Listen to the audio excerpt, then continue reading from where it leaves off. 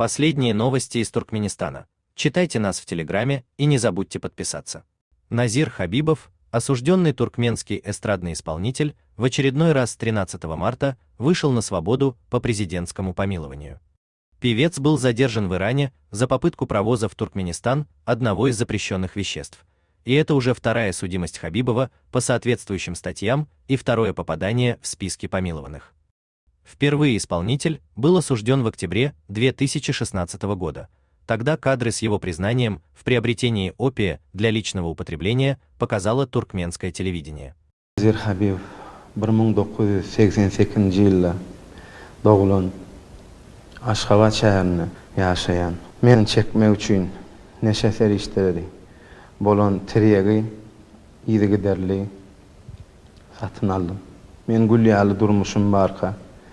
Şeýle biderek hereketlerim bilen ene atamyň, aşgalamyň, dört çağıjyklarynyň ýüzüni ýere saldym. Beýle haramçylygy indiden beýle baş goşmajakdygymy söz berýän. Meni bagyşla. Хабибова приговорили к 15 годам заключения, однако спустя 6 лет, в сентябре 22 года, певец вышел на свободу, попав в списки помилованных в честь Дня независимости Туркменистана.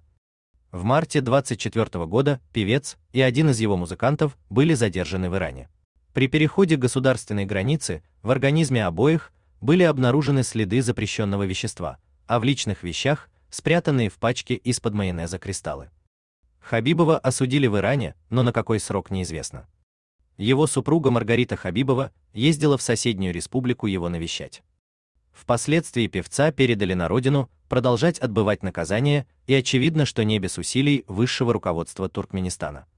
В течение всего второго срока своего мужа популярная в стране блогерша Маргарита Хабибова не переставала расхваливать политику Гурбангулы и Сердара Бердымухамедовых.